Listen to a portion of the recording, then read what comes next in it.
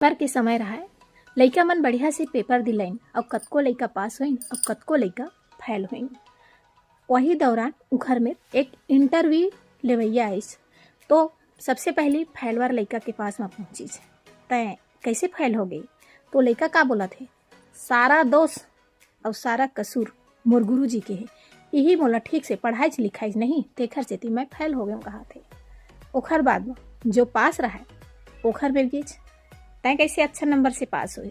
तो वो लइका का कहा थे, सारा श्रेय मोर गुरु जी ऊपर जाते, आज मैं ओखरे बदौलत अच्छा नंबर से पास हुए हैं। तो ये मेरा अंदाजा लगावा संगवारी हुआ, सोच काखर सही है और काखर गलत। सोच वो लइका के गलत थी जिन हा तो बढ़िया से ध्यान लगा के पढ़िस न लिखिस और गुरु जी ऊपर दोष लगा थे।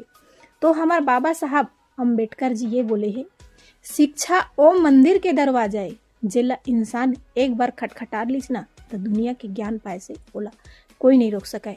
किताब भले नहीं बोला है मगर अच्छा के सामने ना तोला बोले ला सिखा दी। तो यही से ती संगवारी हुआ, पढ़ाओ और आगे बढ़ाओ और नवा अपन भविष्य ला गढ़ाओ।